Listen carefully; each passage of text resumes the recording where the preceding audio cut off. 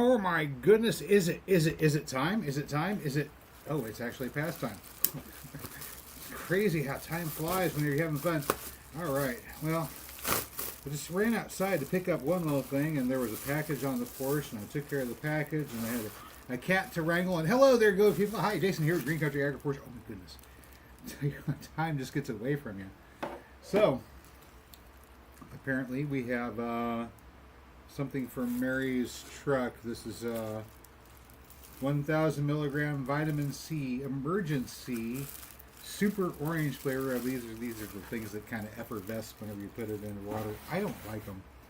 I like just the plain old vitamin C crystals. You get into this little 1 pound crystal, vitamin C crystal powder canister, and then if you want to mix it with something, you mix it with something. And I like to mix it with chicken broth and put in a little bit of cayenne pepper, and it becomes hot and sour soup. Because it doesn't matter whether you put in lemon juice or vinegar or vitamin C crystals. All the hot and sour soup cares about for sour is that you've got some kind of acid a food grade acid that you're adding to the mix. And so add vitamin C crystals, and you get a good healthy dose of vitamin C along with your soup.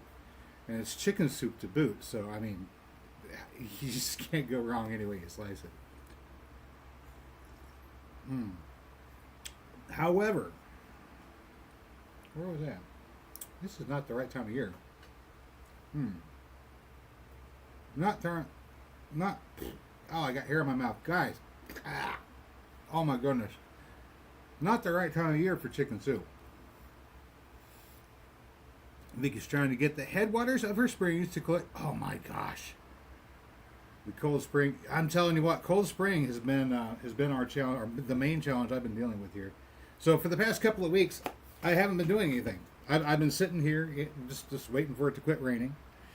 And now for this week, for maybe about the past 3 or 4 days, I've been running around trying to make up for lost time getting the project completed. The project is I've been elevating the duck pond. I put up a video or two previously where I had the duck pond showing and how you open up a valve and the water comes out of the duck pond and goes out and irrigates the corn patch. However, when I was setting everything up and I'd first started, the elevation of the corn patch was about 8 inches lower than it is now. And now and if it raises again, then I'm going to quickly run out of space for the water to come downhill from the duck pond to the corn patch.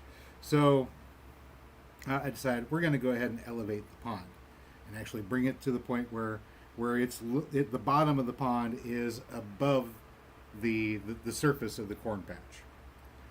So we brought it up quite a bit. I say like I've got a mouse in my pocket. I brought it up about good 8 or 9 inches.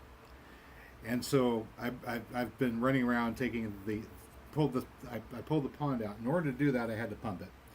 So this crazy adventure. I've got video of this, so whenever I get around to editing this stuff together, I'll show it to you. I started out with this. Well, I'm going to show you the box, not the thing. The thing isn't in here. The thing is outside. All right, so I started out with this thing right here. This is a 5.3 gallon per minute DC pump. Runs off a 12 volt DC. I got this thing. It's like, kicks out 60 psi. This thing can move some water pretty fast, and I wanted it to move water pretty fast because that duck pond it's 500 gallons, and the way I had it rigged, I could maybe get 100 gallons out, and then I've got to figure out what I'm going to do with the other 400. And that was going to be okay as long as I needed to just open it up and about once a week get the worst of the bad water out of there. Okay, not a problem, right?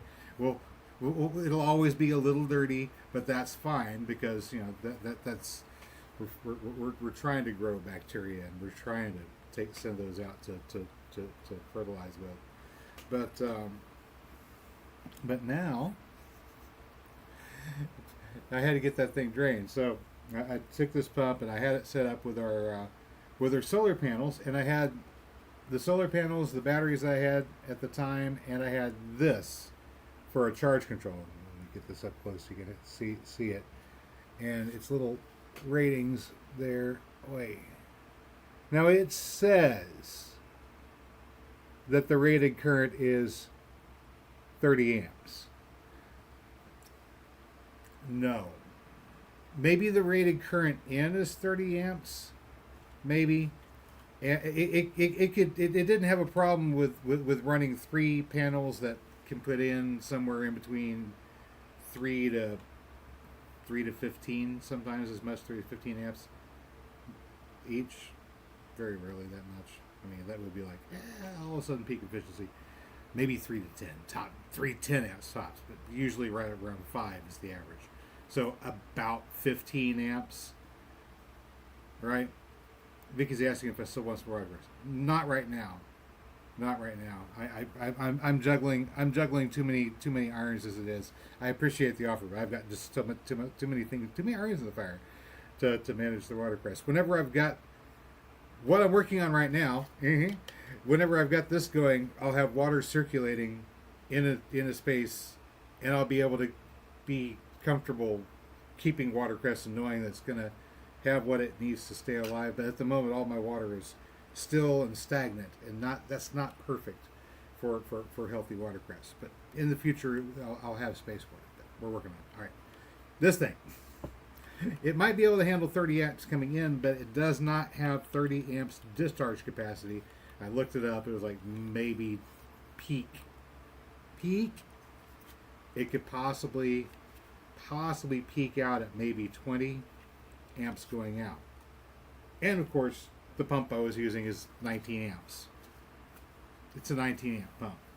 So whenever we had full sun and full charge on the batteries and all our connections were good, this thing was barely allowing us to run that pump. And then I did some rewiring, and the sun was not in the best position, and it wasn't doing it anymore. And I realized, okay, this stack of batteries I've got is not putting out 19 amps by itself. The only way it's going to work is if we have just peak sun, and this is pushing the limits of what this charge controller can do. So I went out and said, okay, that was like a $13, maybe a $15 charge controller. I went out and got a $30 charge controller. Okay, now $30 worth of charge controller should have something on the back here that it does not have. The thing that it's missing that could really make use of is a heat sink.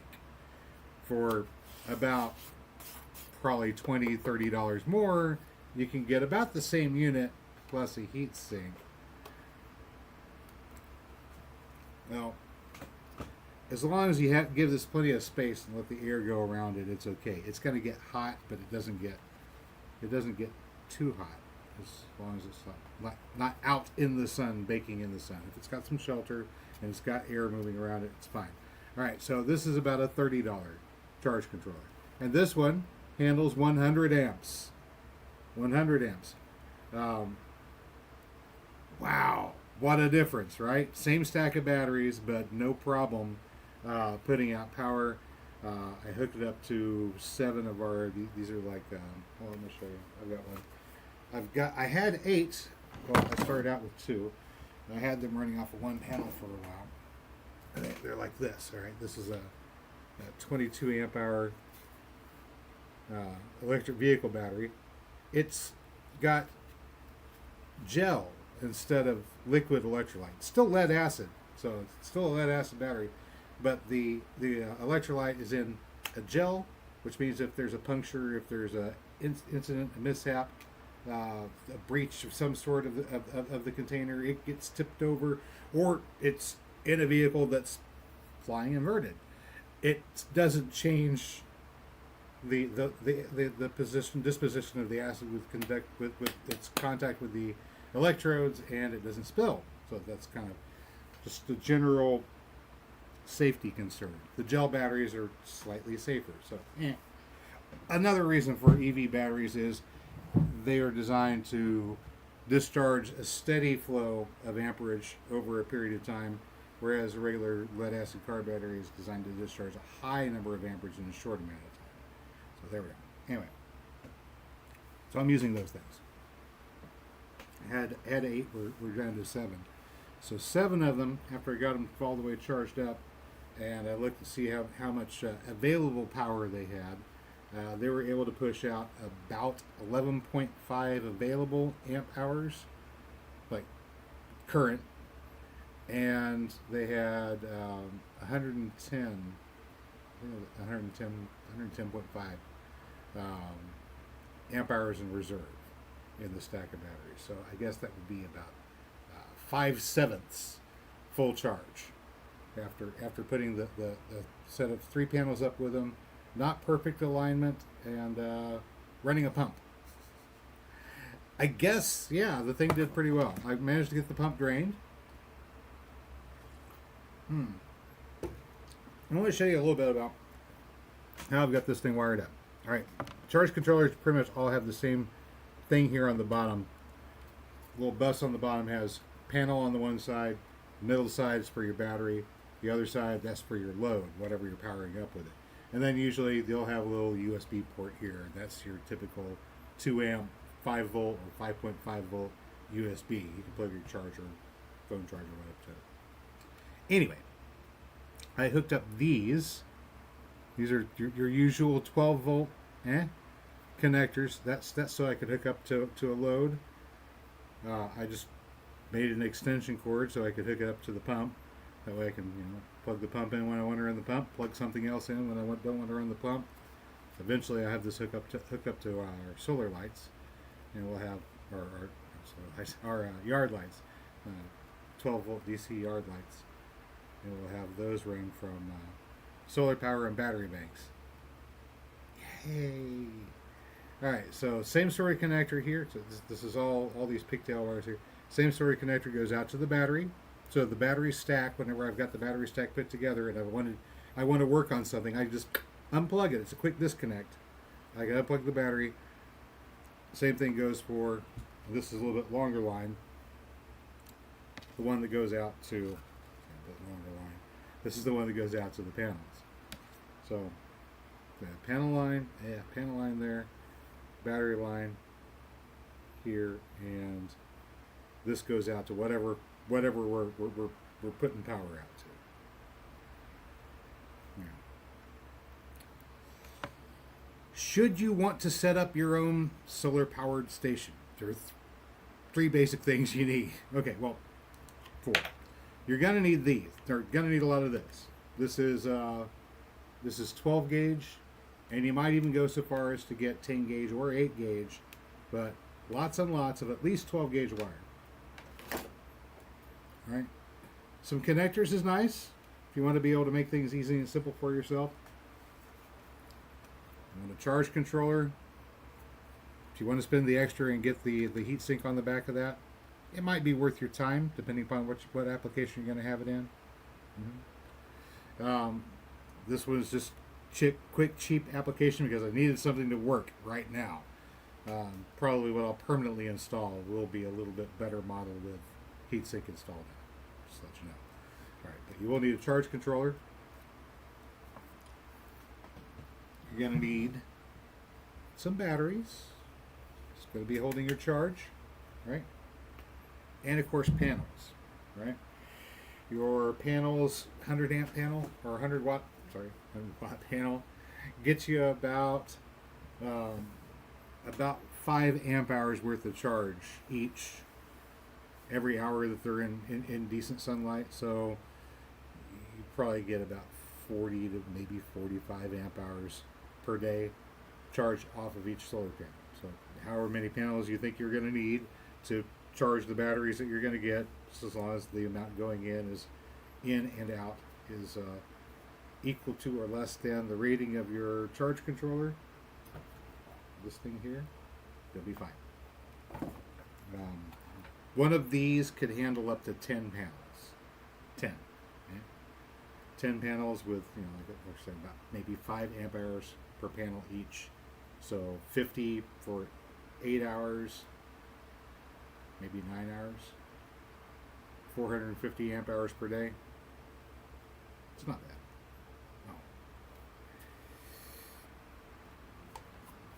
No. What do you do with all that power? Well, you run lights. Here, over here. I might have to stand up to go get this thing. Yeah, I did. It's tangled. It's tangled up. You can run some lights like this in here, like this one I got right here. I got this one right here. So this little. This is a 10-watt LED yard light. Runs off of 12-volt DC power. It takes 0.83 amp hours per hour that you've got it on. Very low power usage, right? This illuminates pretty darn well. Not quite as well as like the 50-watt floodlight or 100-watt floodlight, but it's pretty decent illumination for 10 watts. You put these about maybe once every 15 feet or so, and you light up an area pretty well. Anywho, one of the things that we have run with it, of course, you saw. We got these things, electric pumps, and electric pumps means that we can circulate water.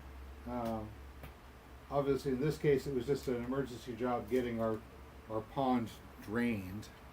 But in the future, if I want to have, if I want to start keeping some fish, stuff like that, I've got a spot over here in the side yard that I really want to set up as a catfish pond. I think it'd be wonderful to have just fish. We just go. I'll go drop a line into the water. Oh, there's my fish. I'm gonna pull it out and I'm gonna eat it. We'll hand feed them, right? Just get fingerlings, grow them out, harvest them, and they go to the table. I've got corn growing in the patch out behind the house to make into cornmeal. I've got the ducks for the egg wash. I got egg wash, cornmeal, catfish. Give me some hot oil, and I am good to go. So having these wonderful plants, but I really need to have some way to make sure that come hell or high water, that water gets circulated and it gets aerated. Otherwise, it's going to get murky and nasty, and the fish are not going to get enough oxygen. They're not going to grow well. I mean, catfish could survive pretty well in bad water, but they manage a lot better in well oxygenated water. All fish do, really. So keep the water moving, keep it oxygenated, keep it clean, keep them well fed, and then you have good clean fish to eat later on as sort of a payoff.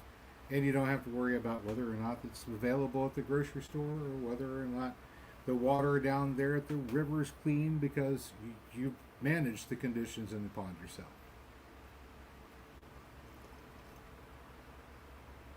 Whew. Anywho, so we got it drained. We got the duck pond drained. We got it lifted up. I got the piping reworked so that we can tap out of it. I've got it almost all the way filled up now, and I've been moving dirt back, and it's a lot of dirt. I realized it was a lot of dirt when I had it buried before, but now I've pretty much brought it up another, about another foot or so. And that's it's about 12 foot across. No, it's about 8 foot across, 8 or 9 foot across. So about 8 foot across. And in order to pack the dirt around it and get the dirt up to it, right? This is one of those like building the pyramid sort of operations. I've got to lay out a fairly broad spread to begin with, and then I can roll up on the top of that and dump out the next load, and then spread it out, and then back off and go get some more, and roll it up on top of that, dump it out. But eventually it gets too steep, and I have to start extending the ramp out, and so the ramp is now extending out and around the pond and coming up to the point where Eventually, it's going to get up close to the lip of the pond. The ducks are going to be able to walk up to it and get into the pond. They're going to be swimming around. They're going to be happy ducks, and everything's back in business. Eventually, and hopefully by maybe tomorrow or day after tomorrow, I'll be able to open it up, and the ducks will be able to go in there and enjoy it again. They've been out of their pond for almost the week now. They're getting a little anxious. You can tell. I had the gate open so they could get into the area yesterday evening, and they came up and they walked up all the way up the ramp where I'm working. They got up to it, and you could tell they can't quite get up into the pond because there's about maybe that much space in between where the bottom is and the top is, but they can get up so they can look over and look and go, oh, what's going on in here? Oh, I see you put that willow tree back in there. That's nice. They're looking down in there and they're seeing what we've done with the place. So today I worked on getting it filled back up with fresh water. So I had to get it filled with water because whenever I'm packing the dirt around it, if I didn't have it filled with the weight of the water, the dirt would move the liner. So yay. Vicky says she bought a starter plant of bay laurel last year and planted it in a raised bed. It flourished, dug it up to survive in a pot inside over the winter, and replanted it into the raised bed. Nice. So it's still alive, despite the retransplant. Mary is Tulsa Fox is in the house. Hello, Mary. Hello.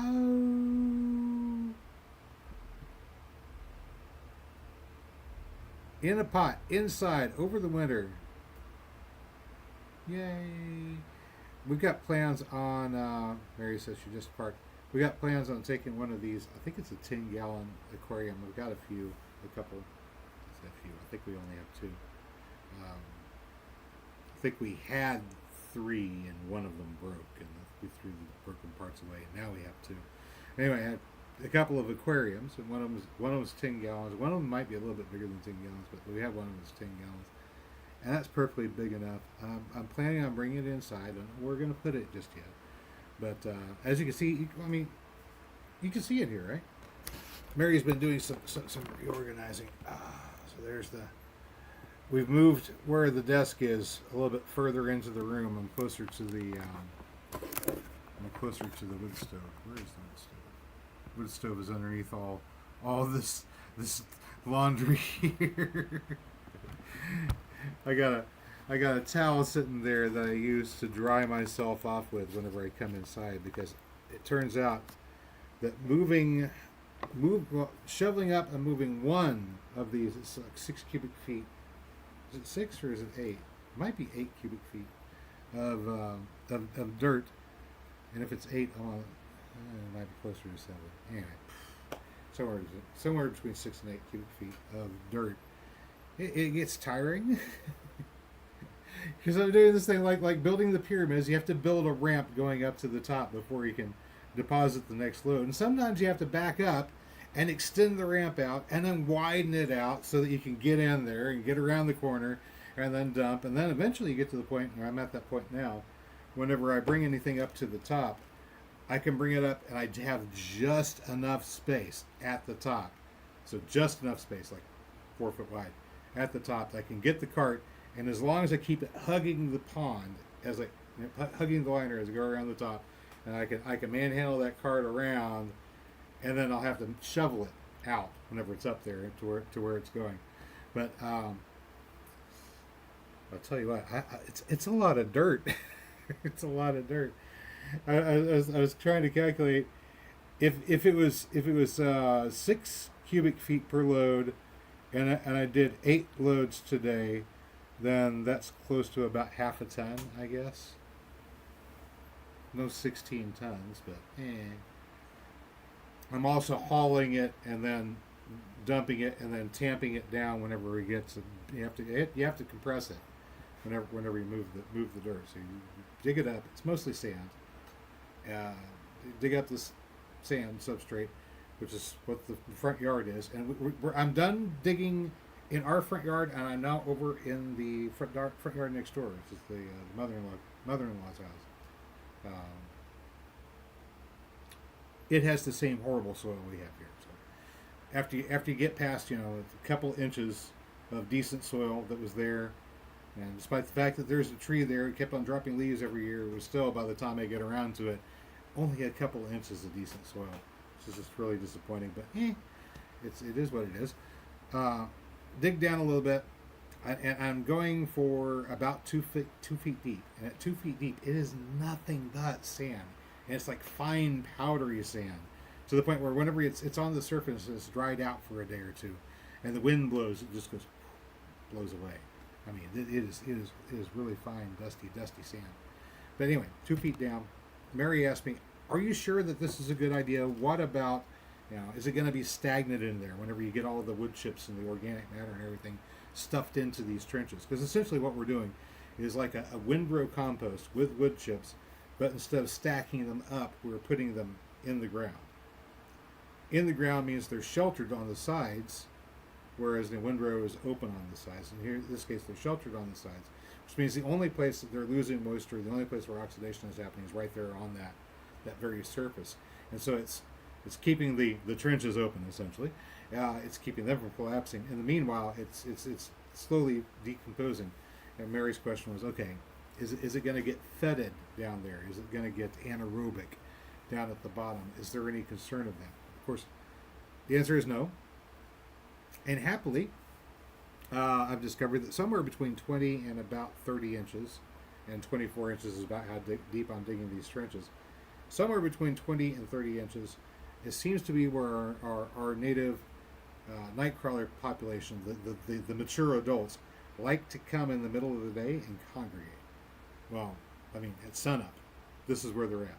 At night, they come up and they go all over the surface and they look for anything that's dead. All the dead organic matter they can find that they can gobble up, they started gobbling, and they will even drag material down into their holes after them. So if you've got a dead plant sitting here, leaves or dead plants, dead vegetation, grass, whatever on the surface, these night crawlers will come up out of their holes, they'll grab it, drag it in after them, and then it'll slowly decompose. And as it decomposes in that hole, they'll consume it, they'll eat it, and they'll turn that into little worm castings, worm pellets. Great stuff. Well, turns out they love living in wood chips. I mean, love wood chips. So if I only make the trenches 2 foot deep, then the bottom of the trench is going to be no deeper than that comfort zone for those night crawlers. So they have this easy place to get to.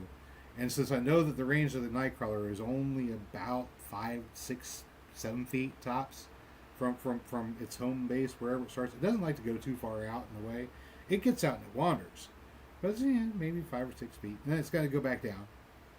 Well, if our beds are no more than that wide, or no more than double that wide with another similar trench on the other side of them, then there's always going to be a trench within range of the night crawlers, within their comfort zone. So they're constantly going to be going back and forth and back and forth. And that means they're going to be going back and forth, dragging organic matter this way, horizontally, from the trenches into the soil around.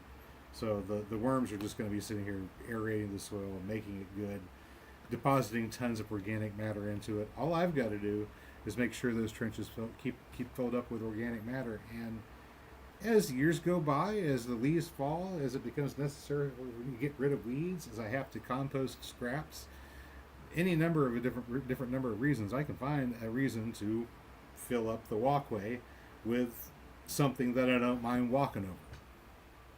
And so the walkway has become this resource where we bank our water, where we have the space for the worms. I've been working on that a lot.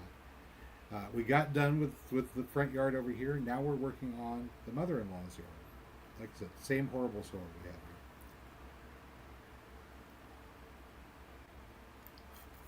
Mary says, time to catch up. It's a class. Oh my goodness. It's a class on gardening. This goes back to that video that I think I made this the video that you watch if you're returning to the channel. On starting a forest garden, you have to start with the foundation, and the foundation is whatever you're going to do to make sure that your subsequent plantings get adequate moisture, right? Got to make sure they get moisture. And here in Oklahoma, that's usually not a problem. We only have like maybe 1 or 2 months where the rain is just not sufficient. Well, we have a few months where the rain is a little under, but 1 or 2 when we're not going to get any, right? And then there's a couple I think in the middle of winter usually that we don't get any. So we'll have no we'll have a drought in the middle of winter. We'll have a drought in the middle of summer. Well, drought in late summer, and then late winter we'll break the drought and start getting some rain in. Anyway, so other than those times, as long as we have the ability to bank a little bit of water, our forest ecosystem will be able to sustain itself. Now, in the areas around us where we've had more time for forest ecosystems to mature, and they start out with, here's a field that nobody did anything with, so this little scrub trees go and move in, right, and they move in, and then you get the brush moving in, and it starts accumulating where that brush is, right there at the edge of the field, where vines, herbaceous perennials, everything kind of come together and form a thicket.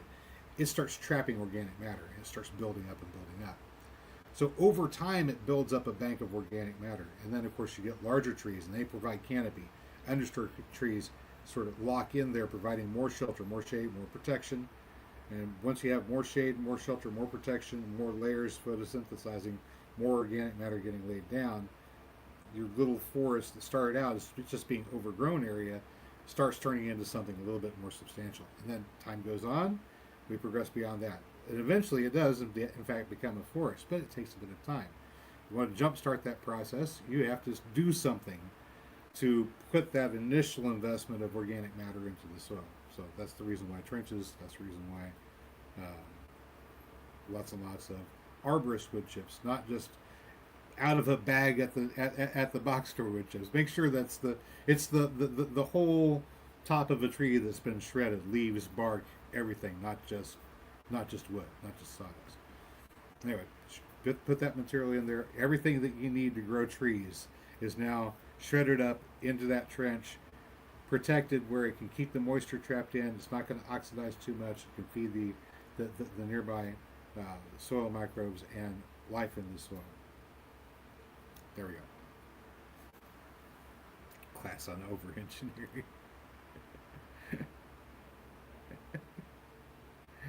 Spacing. All right, spacing. This actually it works.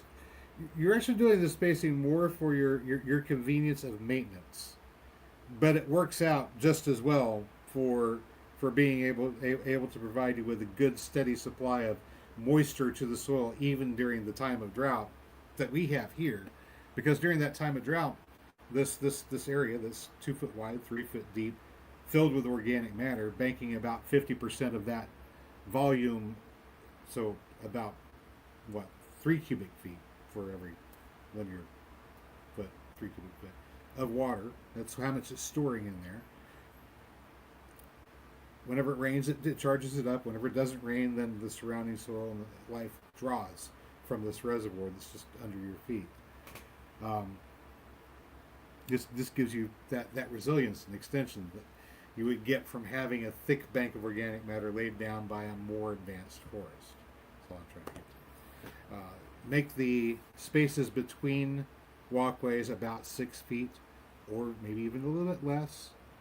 And you might make them 5 feet, so you can easily get and reach in there from your walkway to weed and to maintain, to dig up the things that you want to dig up, to transplant the things you want to transplant, and that way you're not going much off of your walkway whenever you're doing your gardening. It means you can do your gardening in your house slippers, other than whenever you're installing your walkway and you're just your regular maintenance. Whenever you're out there, I'm just going to go out there to pick some herbs, get a couple onions, grab a tomato or two here to go with my salad later on, and pinch some dill for my eggs. I can do that in my house slippers. Go get my eggs in my house slippers too. I've got a nice walkway that's covered with wood chips at the top. After it rains, the surface of that is actually dry to walk on fairly quickly. despite the fact that underneath it banks a whole lot of water for you. So you could be out there, walking through your garden shortly after it rains and not get your feet wet. It's very nice. And of course, once you've got your canopy going, um, as long as it rains fairly regularly, you don't even have to worry about watering. Other than seed starting, you still have to water when everything's getting started. Uh, so, building on organic biomass, like building on a rocket escape velocity. The further it accelerates, the faster it chooses to go. Yeah, it really does seem to accumulate momentum as time goes on. Like, okay, so the first layer of wood chips that we put down there, and if you go back and look at the look at videos, find the videos tab, the videos go back a few years back. I did one where I'm just like, I'm putting wood chips down everywhere, and here I am, like with a wheelbarrow, putting wood chips everywhere. That first bit of wood chip, whenever it all got done decomposing, turning into biomass and everything else, it's like a little bit, a little tiny bit, something. I mean, whenever it all broke down, it was maybe 1/8 of an inch. Not much, but you put down some, and then you put down more, and then you keep to put down some and go, well, okay, I did something, right? There were some places where that's all I did. I put down something, and I did something here, and then I was working on other projects in other areas, and I didn't do anything else in that spot. So the places where I just did that initial, I put down some wood chips, and it was somewhere around 8 inches deep, 6 to 8 inches. The places where that's all I did. A couple of years later, maybe about 5 years later, tops, it's maybe 1/8 of an inch of organic matter is all that's left of that. Because that's not a whole lot, in all actuality. Just putting down one layer of wood chips is not much. And depending upon how rapidly things grow, I mean, there's some place where Bermuda grass goes. You can put down 5 or 6 inches of wood chips, and then you don't do anything. The grass just grows right over it. It didn't care. It really didn't. It was just like, oh, okay, here's an obstacle. What's my goal here? Let me hold all this mass together. I was built for that. And they grow all through it.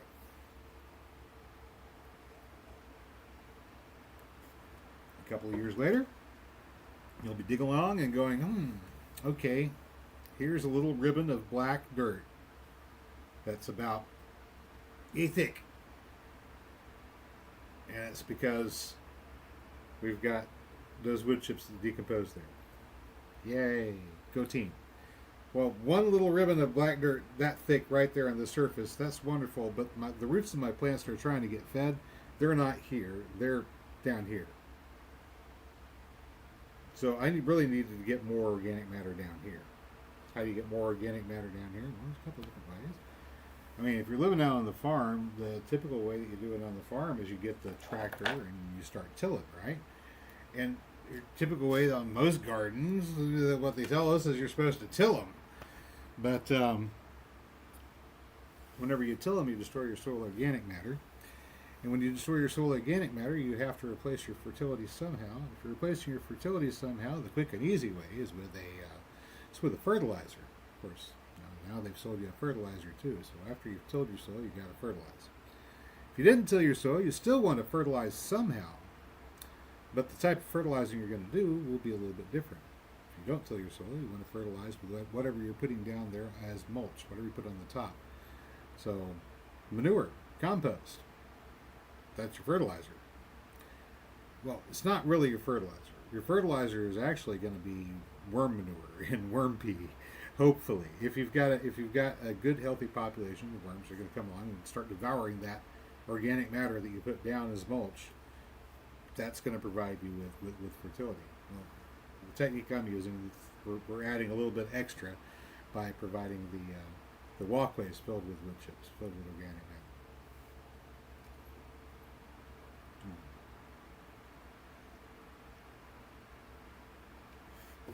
So yeah, not much from just one layer, but there's a certain amount that oxidizes off the surface, regardless of what you do. So is one of the things about relying on just leaf litter, right? If you're relying just the falling leaves, that's all we're going to get for organic matter buildup.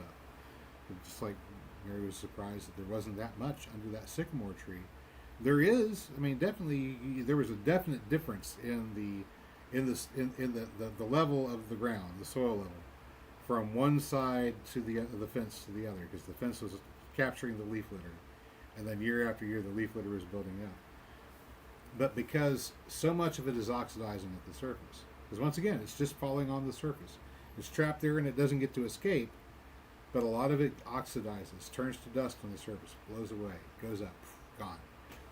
It's just there at that point where it was making contact with the soil surface, where there was enough moisture, enough protection, and enough worm activity, really, to get it, drag it in there, convert it into soil organic matter. So we had maybe about 3 to 4 inches right underneath that sycamore tree, where there was somewhat decent soil.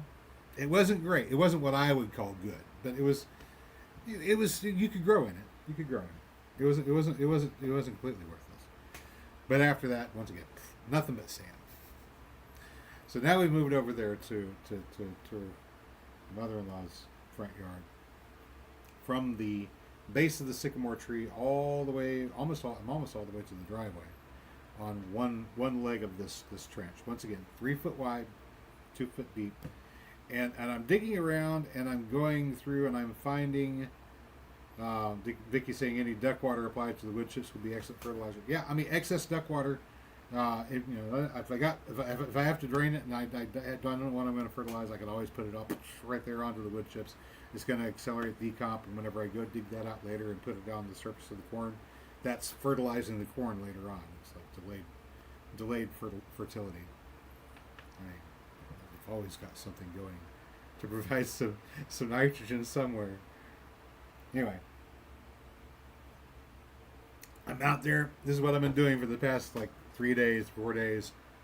I'm out there with a shovel in my cart, the gorilla cart, digging out around the roots of that sycamore tree that we downed a couple years ago. The tree's technically, it keeps on sending up a couple sprouts here and there around the stump. So some of the roots are still alive. Some of them are dead. Some are still alive. But I'm exposing them, and they're right down there, close to that 2 foot depth, is where those anchoring roots were. And so I'm getting through the area where the anchoring roots were. And there's a couple of redbud trees right next to the fence line there. Now the plan is, eventually those redbuds are going to die, and we're going to replace them with something. I don't know what exactly. I kind of would like it to be maybe another plum tree or something. We've got a tart cherry and a sweet cherry, and I think maybe another plum or maybe another peach would be good. Possibly a willow. Who knows? Maybe all the above. Print them all down, make them small, make them pretty. All the above might be nice. That area is supposed to have a little pond in it. I want to have catfish. We'll see. We'll see. I need to finish our duck hut first and install the rest of the solar panels and get the battery bank set up there, so I can handle having a filtration pump and aerator going for a larger fish operation, because I don't want to have this stuff running off of grid current. Just too many things can happen, right? Too many things can happen. Not to speak of and invoke an ill fortune, but why should we be dependent upon the power grid for such an important thing as maintaining our catfish pond, right? If we go to power rationing, one time back in the past there was water rationing going on, and it's hard to believe, but yeah, we had water rationing, and the guy that owned this house before had a sign that he would put up in his yard, and the sign read, "This yard watered with well water," and it was. He put down a sand spike in the backyard, and had himself a pump that ran off the 120 current, so house current, that would pump the water up, and he'd turn that thing up, and he'd run that pump and pump the water. It didn't go through any sort of filtration. It was just barely in, the spike was just barely in the ground. So if we use that water, we gotta filter it a lot before we could use it for drinking water. And probably I've got to run it through a filter before it goes through any of our pumps, for that matter. I've got a manual pump set up on it right now. The seals on that are leather. I've got spare seals if they get messed up by sediment or sand and grit or whatever. I can always replace them, cut out new ones. Anyway.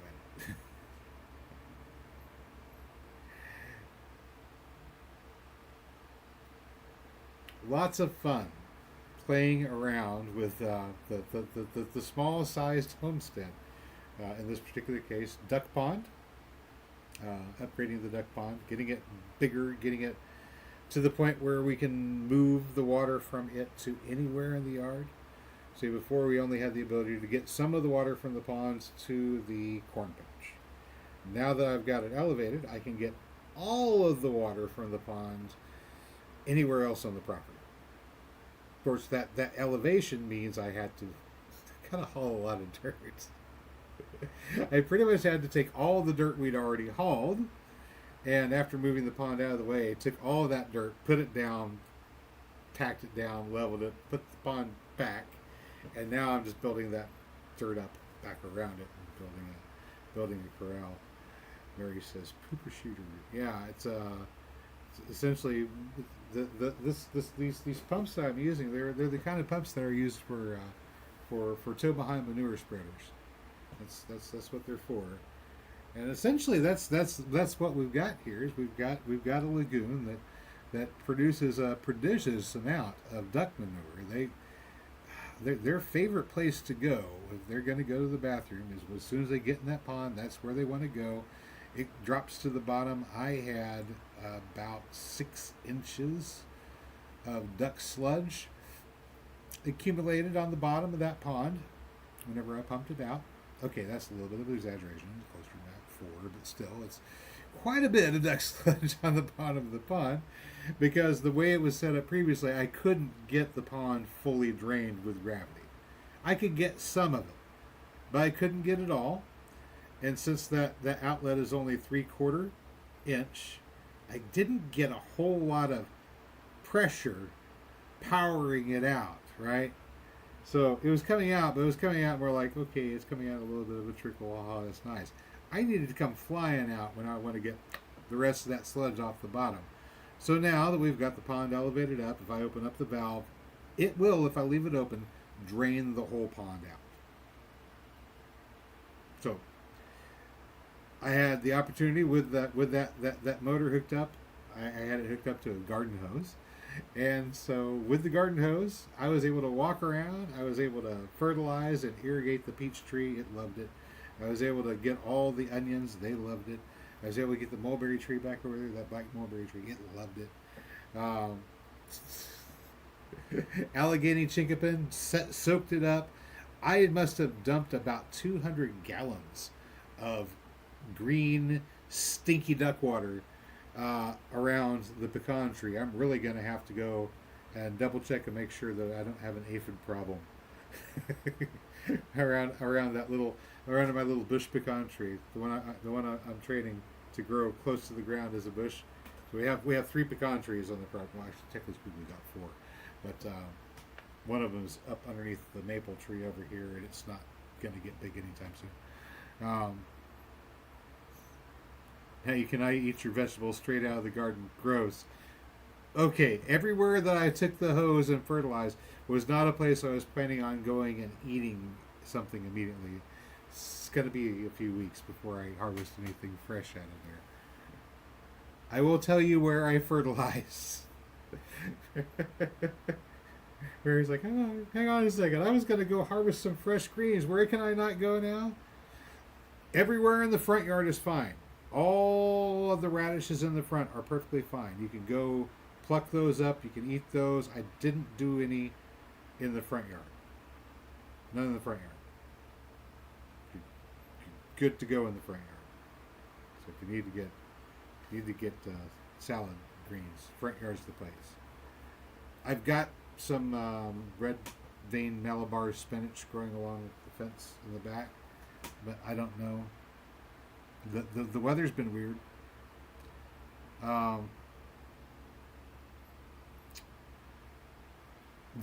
Sunday morning, like actually bring the duck poo out to the front yard. I need to get some more hose for that. So I had to get a brown hose. So hooking up the brown hose, you know what it means, right? Don't use this for if you're gonna drink water out of the hose. Don't drink it out of the brown hose. Just get a color coded hose, just so that people will know. Don't drink the water out of that one. That water's got a little funky wang to it. Just a little wang. Oh shoot! Speaking of hoses, oh my goodness, this is so embarrassing, Mary. That drip tape that I had going along the north side of the yard, the north side garden. Oh yeah, I have Bilbo outside. Both kitties are outside. The drip tape that I have going along the north side, I had the scythe out, and I was cutting grass, and was going along, just zipping right along, and I hadn't realized that I had moved that drip tape. It was kind of going across where the grass had grown up around it. Yep. It cuts really good. I just zipped right through that drip tape. I'm going to have to replace a strip of drip tape, I'm afraid. There's no patching it. It's just clean through. Didn't like it wasn't even there.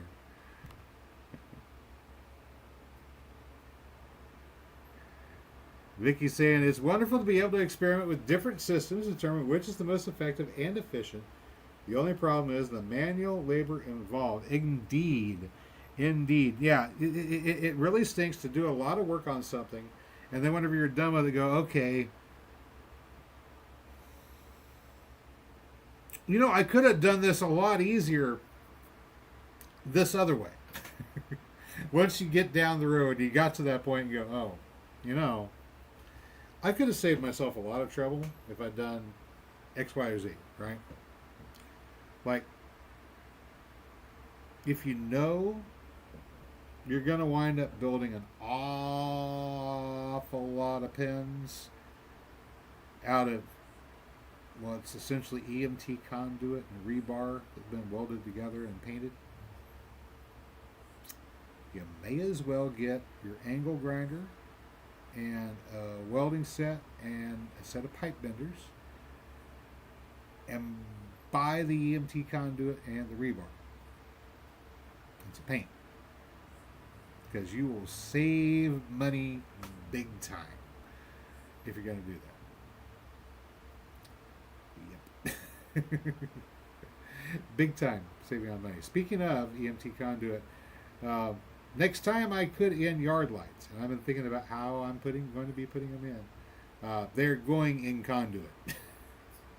I'm going to put some conduit on those things. I do not want to be digging along and zip zap right through them in the future. That stunk. I don't want that anymore. I think I'm going to get some of that flexible shield. The flexible type of like those interlocking metal ring, just for the segments that are going from the main line. It'll probably be, well, actually this is 12 gauge. It'll probably be 16 gauge to go to the 10 watt light bulb. Like 16 gauge is going to be plenty. It's not going to get it won't even break a sweat. But we'll go with at least 12 for the main line. We'll wire them up all in parallel, right? And we'll bring this up inside of the lamp post. So the lamp post will come down. We'll come down over. We'll set a spike in the ground. The lamp post will come down over that. This will come up inside, and that's where the tap will be, up inside of the post. So there's nowhere for water to get into to that connector. And then from there, I guess we don't have to do a flexible conduit, right? Maybe we do a flexible conduit to go up from the EMT into the lamppost. Yeah, there we go. In any case, we want to make sure these things stay one, dry, and two, protected from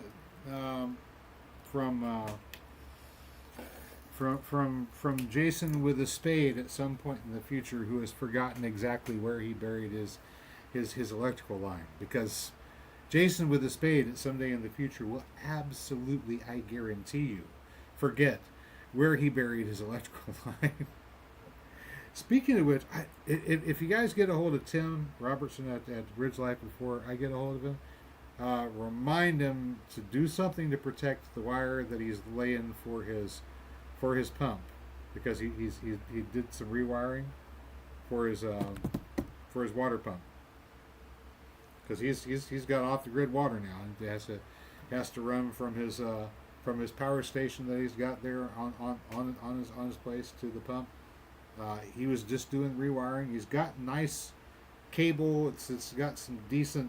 It's got decent plastic on it. It's fairly heavy gauge. It's Romex, right? It's like decent quality outdoor rated cable, but still, it's quicker than snot to cut through whenever you forgot where you put it.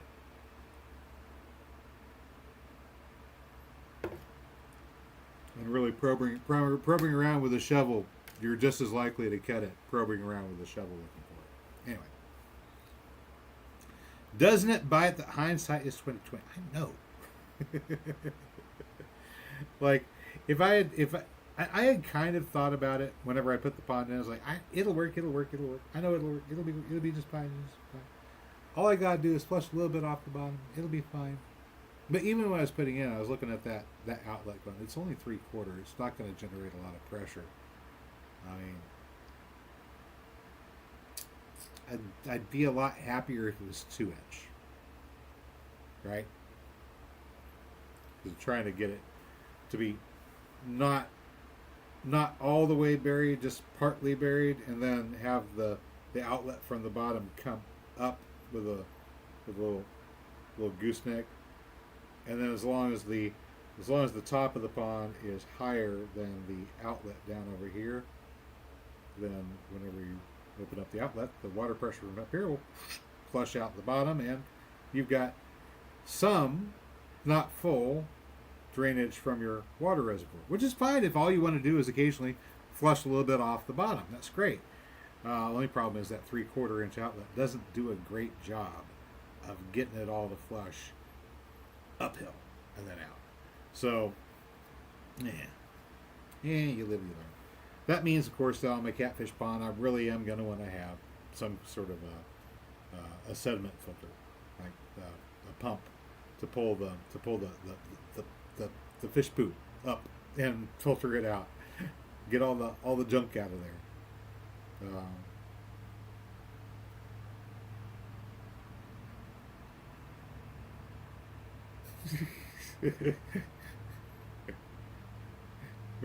Mary's Google stuttered. Far too often experience is the only teacher mankind will learn from. Yep. The drunkard used to play it. I guess they do it every year still. Over here at the theater. Community theater. It's alive and well.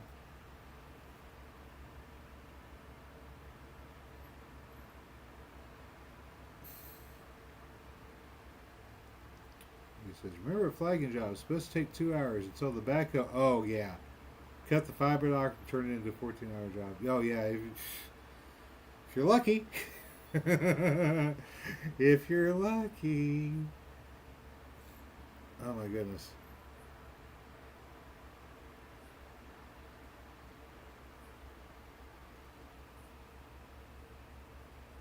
Yeah, well, you got to mark it. You got to mark it, but also you got to take at least some measures to protect the thing too, for that because accidents happen all too easy. I'm actually at that point in the digging that I'm very cautiously advancing. I know at some point I'm going to come across the phone line, and whenever I find the phone line, I believe I will go ahead and excavate as much of it as I can and extricate it and coil it up nicely and set it to the side, because at some point in the future, this is over there on the mother-in-law's property, at some point in the future, we're going to want to come over there and knock that house down. And after that house has been knocked down, I'm probably going to want to come over there and build up about 5 feet and down about 10 feet and install a greenhouse with a pond under its floor. So it'll be greenhouse on the top with pond underneath it. Well, actually, probably a series of ponds. These will be, water tanks essentially, where we can keep fish in. Catfish is one thing, but I was very impressed. I was very, very impressed, I tell you, with a setup I saw. It was in Arizona. Pardon me. I saw this setup in Arizona where people had their greenhouse built over an old swimming pool, and they'd modified the swimming pool to be a pond for their tilapia.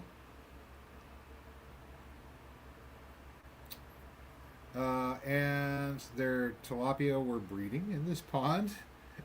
They were eating duckweed that was growing in the pond, lepta minor. And then since the tilapia are capable of surviving on a diet of mostly lepta minor, and lepta minor is capable of surviving on a diet of fish, poo, and sunshine, it seems to be a marriage made in heaven. So you get these tilapia that are vegetarian, that they're eating nothing but that fish. That's protein. You have to put them in a freshwater tank with nothing for them to eat for about a week or so. So they poo all the stuff out. Once you purge them, you cook them up, they taste just great. So, there you go. It's another source of protein that you can keep. Only problem is tilapia need a temperature of around like 55 Celsius or so, fairly steadily. That's fairly warm, and that's hard to maintain here in Oklahoma during the winter outside without using heater elements. But if you had it inside a greenhouse that you were already keeping at a fairly steady temperature, at 55 degrees, not too bad. If you can have your surface above freezing, then your water is a lot easier to keep at that warmer temperature, and you can have those types of fish and keep them at this latitude fairly easily. It's just you're going to convert the area underneath the greenhouse to pond. So greenhouse will have fairly steady places where you will be walking around pond area, or have maybe expanded metal decking above those pond segments. What will the pond segments be made of? Oh, good question. Maybe IBC tote, perhaps. You have we'll put in piers,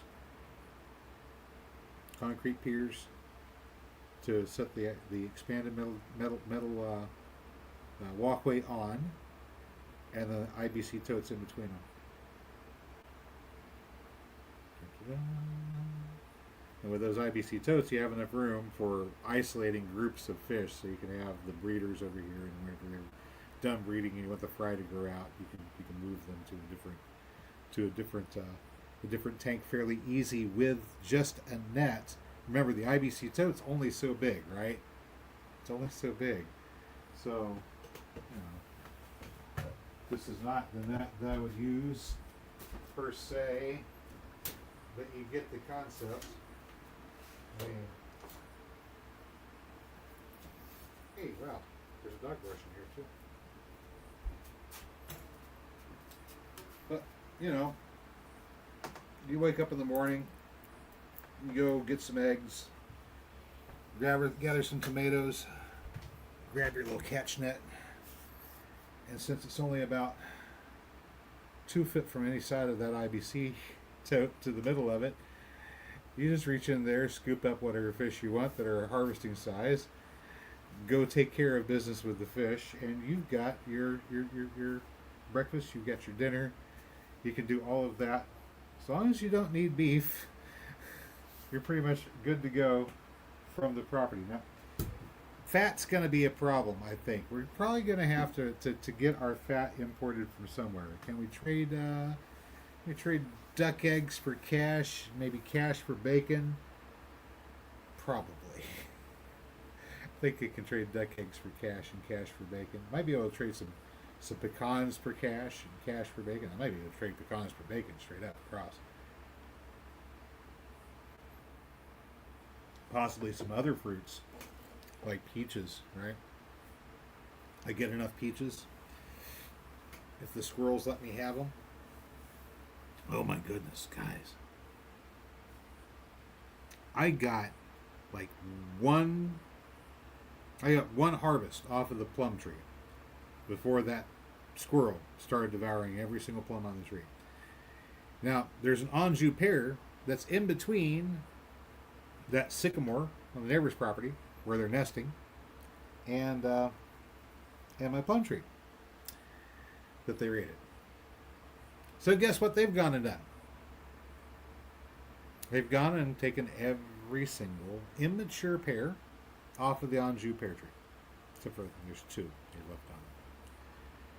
So I might not get any Anjou pears this year, despite the fact that we're going to get Anjou pears this year because of the squirrels.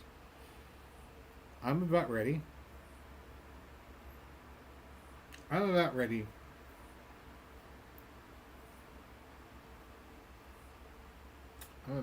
to try a little cornmeal dredge and some spices and some squirrel meat.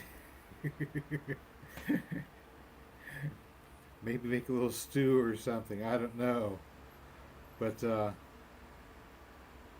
I gave him this lecture. I looked at that little squirrel and said, look, you keep eating my food. You're not leaving me much of a choice. That's my food there. I'm supposed to eat that. I'm going to get hungry come winter. Come to think of it, I might be getting a little cold too, so socks and full belly. There we go.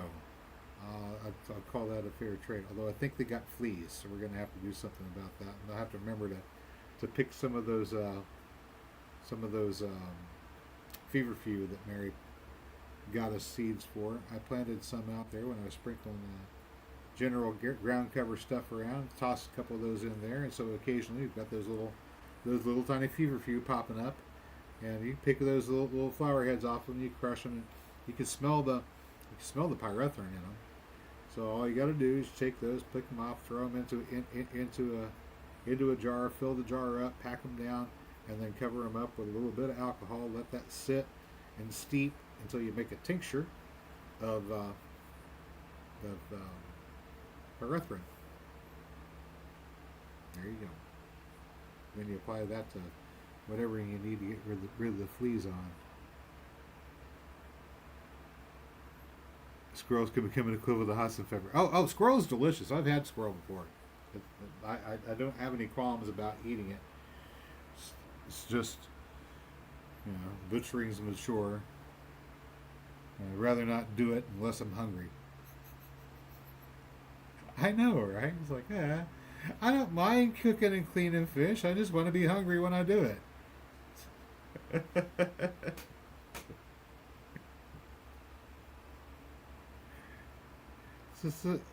Fish is okay after it's been frozen.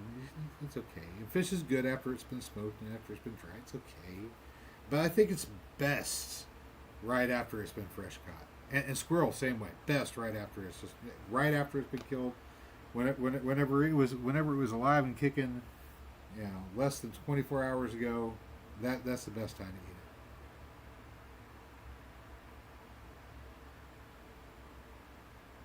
to eat it. And There's the, should we be eating meat? Um, you kind of have to at a certain point if you're going to be maintaining an ecosystem, right? If you're going to be maintaining an ecosystem, you're going to be maintaining a balanced ecosystem. A balanced ecosystem has predators.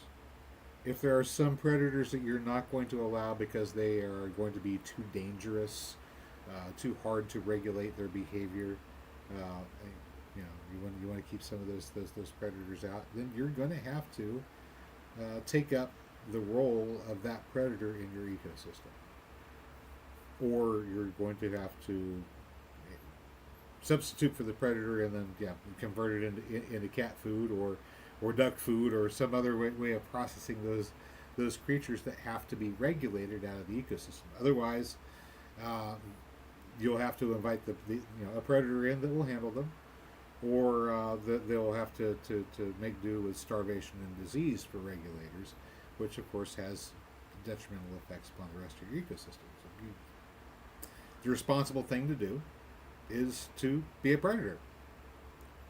Sometimes, yeah, sometimes you have to serve as the predator. If you want to live on mostly milk, that's fine.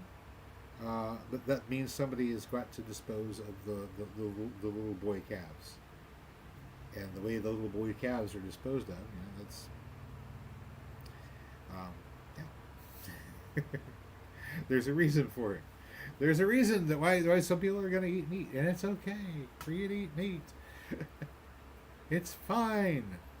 It's fine. Just don't be a glutton.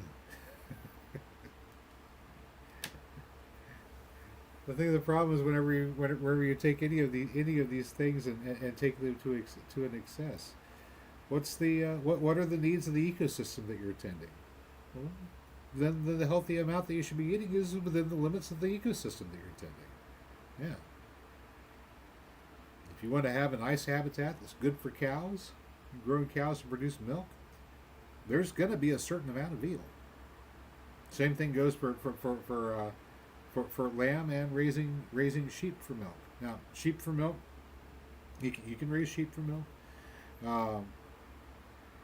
The reason I like sheep over goats, and we don't have enough room for them here because we only have 2 1/6 acre lots, edge of the city. The city would allow us to have a sheep. That's not the problem. The problem is we don't have enough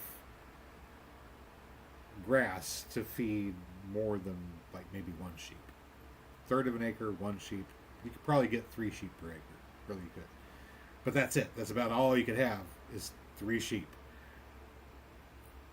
That's not leaving a whole lot for you. Now, if you had trees, you could have whatever you got from the trees plus whatever the sheep produce. So you have 3 sheep plus trees on a third of an acre. That's probably about 60 to 70% canopy. The sheep will have enough to eat, plus you get fruits and nuts and berries and things like that. Don't mix sheep in oak savanna because acorns are not good for sheep. Goats can eat acorns, sheep can't. But you have more versatility from the sheep. Sheep will give you wool, sheep will give you the wool. You can get hides for leather. Perfectly acceptable leather for anything you need leather for. Belts, tool belts, gloves, boots, jackets, anything you need leather for. Also, you've got the hooves to boil down for gelatin. Bones, of course, also for hide glue. Hide, gelatin, hooves.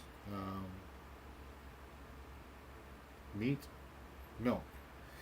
Milk in a sheep, like milk in a goat, has a tendency to be a bit more homogenized than in a cow. So if you're going to be running sheep, have a cream separator. If you want to be able to get the cream out. Because, butter's good. Everybody loves butter. Sheep are social animals, they don't like being alone. All of the herd animals are social animals. All the ruminants are social animals. They're all also carnivores. Interesting thing about herbivores, ruminants anyway, the ones that chew their cud, they're all actually carnivores. They don't really eat grass. I know, it's crazy, right? See, what they do is they go along and they gather grass and other plants. They gather all that green biomass, and they mix it with water, and they swallow it, and they put it down into a container, which is like a stomach. It's a little bag, and in that bag there are bacteria, and the bacteria go to work digesting all of that plant material. And after the bacteria have been growing and digesting and sitting there at a nice temperature for them to grow at with lots of good moisture, and the ruminant animal has been using their internal musculature to knead that bag filled with bacteria and plant matter, the bacteria get the opportunity to digest all that. So the bacteria are actually digesting the grass and the other things that the animal took with its mouth. It's not really eating it. It's harvesting it and putting it down in there. And then after it's managed to high fiber carnivore diet, right? After it's managed to be digested by the bacteria, they go, okay, we'll bring back up. And it's all the fibrous material that's left that didn't get consumed by the bacteria, plus the bacteria that have grown and multiplied and generated protein in the form of these bacteria that have been consuming that plant material. And that is actually what they're consuming into their other stomach. See, this bag over here wasn't really a stomach, it was a stomach for bacteria. Now they go, and it's going into their real stomach. This is where they're going to do their digestion that feeds their organs, their muscles, their skin, their hair, everything else that they need, right? So that's what they're doing. It's like the grass that they're eating is being turned into protein by the bacteria that's in the primary stomach, in that first stomach. And then whenever they're chewing their cud, what they're really doing is getting the bacteria out of that mass. And then sometimes they'll put that stuff back down into that first stomach again. They're like, it ain't done yet. Off you go. You can see the herbivores spit out the insects on their fork. They'll eat small animals. It happens. Like mice get eaten, birds get eaten. Birds get eaten by cows. They eat other animals too. Because you don't really think about it, but yeah, they are carnivores. It's just their method of eating involves feeding. They're farming bacteria. They're farmers. They're farming bacteria in their stomachs, and they cough them up, and then they eat the bacteria. So that's where their protein is coming from. They're not metabolizing the grass themselves. I always thought that was kind of cool. Like, they're not really eating grass. Not really. But we think of it as they're eating grass, but they don't. So imagine how they get the bacteria into the bodies for the first time, those little tiny baby cows.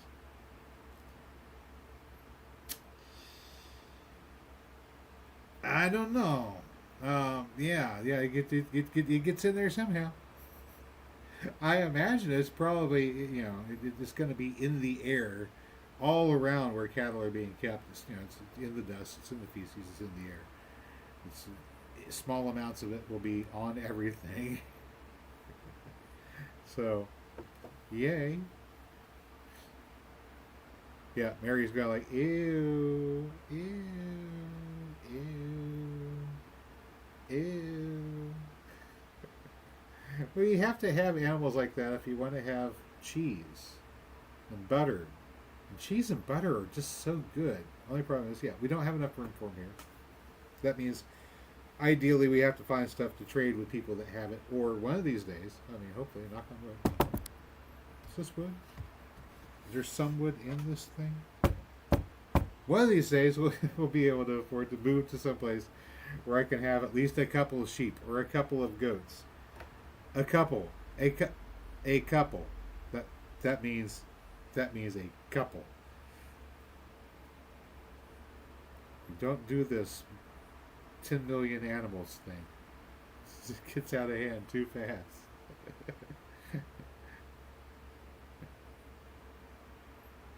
Where is it? Air.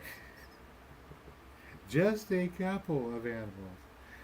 Like maybe borrow some goats when we're clearing the land. Maybe borrow some goats, borrow some pigs, or get some pigs and butcher the pigs whenever we're done with them. Run the pigs in the areas where we want to get the roots torn out because we want to get all the old stuff out. We want to get all the new stuff in. We want to accelerate the advancement of forest rapidly. So goats, then hogs. Hogs seal your ponds. So while you're going through digging out, taking out the big stuff that you don't want, running that through, getting it shredded, putting that in, digging out trenches, filling full of organic matter, building up berms. Run the hogs through, let them trample down the bottoms of your ponds to seal those out, let them root out the stuff that you want rooted out, slaughter the hogs, don't have any hogs anymore. Same thing with the goats, once they're done, slaughter the goats, don't have goats anymore. Or send them on down the road to the people that want the goats. There are kind of goats that you want, there are kind of goats that you don't want. If you're going to get goats, get either Saanen for good milking goats, or Nubian for good all-around goats, meat and dairy. I mean, a Nubian's going to produce a sure enough lot of milk. I was going to say a whole bunch more. A lot of milk. You get a lot of milk out of Nubian. We had one nanny that got in between 7 and 8 gallons consistently. I mean, whenever she was freshened up, every day, pumping it out. And she's a Nubian. She wasn't a Saanen milker. She was a Nubian. She's still cranking it out. Mary says we're too old for that. No, we're too old to try to run a dairy goat farm and hand milk all the freaking goats. No. Not too old to run one or two and get a little milk on the side for ourselves. That's fine. I can handle that. A couple animals. Not a whole menagerie. I mean, shoot. Anyway, yeah, there are a lot of breeds of sheep that produce volumes of milk.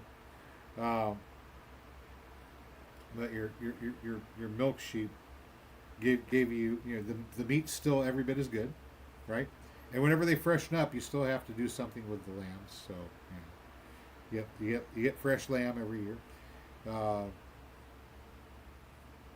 You can still make cheese with it. You can still make butter with it.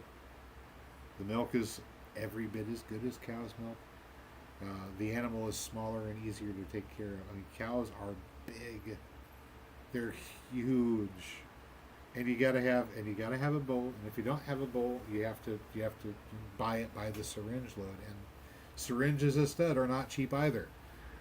Or you have to haul the animal around. You can always take your heifer and drop it off in a pasture where there's a bowl, and come back and collect it later. And good chance you're going to get freshened up that way. But then you're stuck with you're going to have to transport the animal, right?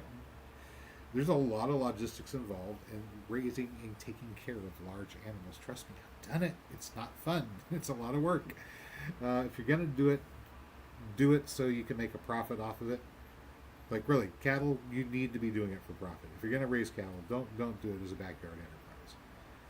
Have enough cattle that you can sell the milk. Have enough cattle that you can sell the meat. Otherwise, it's really not worth the effort.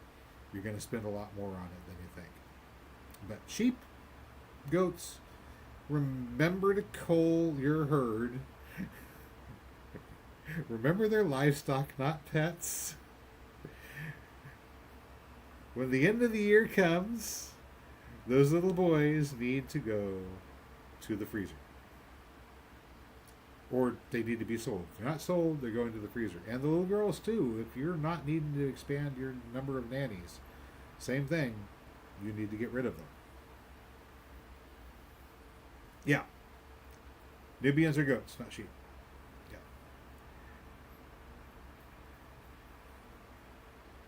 Problem with dwarf breeds is the udders hang low. I know that doesn't sound like I don't know. So what's the deal?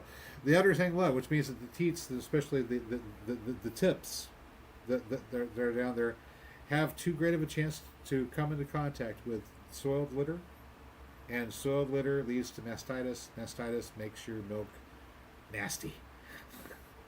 And you get that in the teats. You can't drink the milk. It spoils the flavor. It's horrible. You don't want it. So larger breed goats with longer legs are better for milk because it's easier to keep clean. And you still have to take really good care of those udders, like every day. Make sure that their bedding is clean. Make sure that you're washing the udders off soap and water. Keep them clean. You cannot tie them in a knot. You cannot tie them in a bow. But you have to take care of them. And just the shorter breeds, it's harder to keep the teats clean. The milk almost always winds up with a bad flavor because of the infection that invariably sets in. So, I mean, they're cute. We had some. I mean, they're cute as a goat gets, especially whenever they're kids. Kid goes. The cute factor is up to 11, right? But the shorter breeds have too many problems that way. Oh yeah, they have pregnancy and delivery problems. Always. Nubians will have twins quite often. Huzzah! Your herd will increase rapidly. Triplets sometimes too. And those are exciting years whenever you get triplets. If you're not trying to increase your herd size and you have, like, say 3 nannies that give twins, triplets, and then twins. How many nannies was that? Like 3 or 4? Yeah. It's exponential growth. Zoop. If you want to get a lot of goats, just wait a bit. You don't have to buy a lot. Just wait a bit. They multiply. Not like jackrabbits, but they multiply. Like really fast.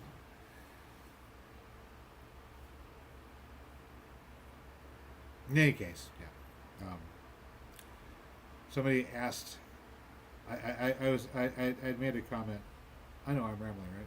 I made a comment on another video last week where a guy he had taken his lawnmower and he had attached a rope to a post in the middle of the yard, and it's a motorized lawnmower, and he hooked it up there and duct taped or something the little bail on there that keeps the motor running, and now it's just going around in a circle and it's winding up on the post. So every time it goes, it mows a smaller and smaller circle.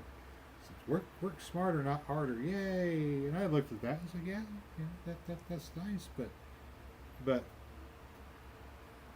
you still have to pay for the lawnmower and the gas and this operation.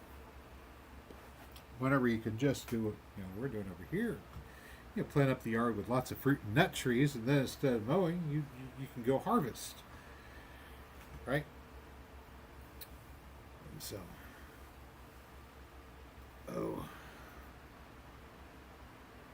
I lost my train of thought. I forgot where I was going with that. There were quite a few people that responded to that, like, yeah, that's the way to do it. And other people like, I don't know,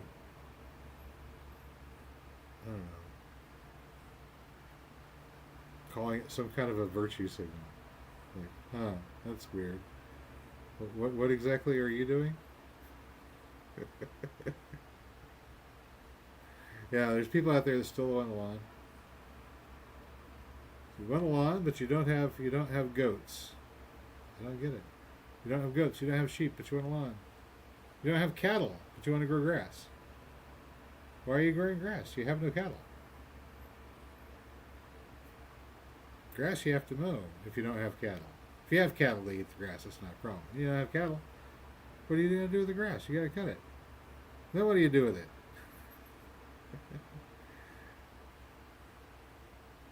But instead, if you got peach tree, plum tree, cherry tree, jujube tree. Oh, our jujubes are making fruit now.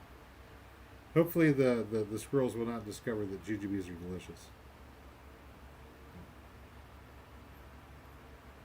Hopefully. We'll see.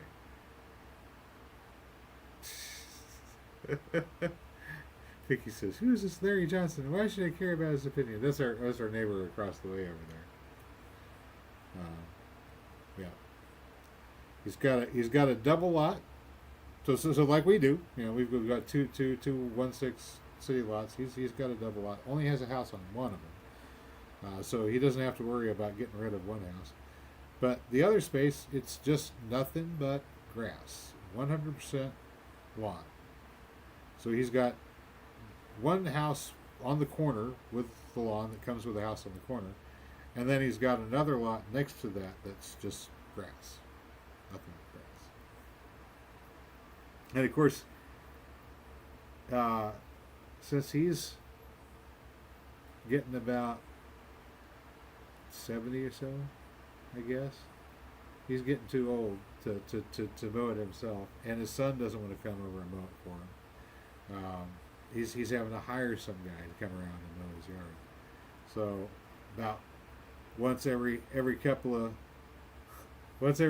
weeks, there's some guy out there mowing Larry's yard. Occasionally, I'll go out there with the scythe about the time that he's getting out there to pay the guy mowing with the scythe. Like, I'm getting a workout. I'm getting my exercise in. So I'm how old am I? I'm turning 54 this year, right? Turning 54, and I'm getting my exercise because instead of paying a guy to mow my yard, and instead of getting a push by, I still have the push by. I got a scythe. And I cut it manually with a scythe, which means I have to get out there and I have to work and I have to sweat. And if I get out there and if I have to work and I have to sweat, it keeps my blood pumping. It keeps the lymphatic system working. It keeps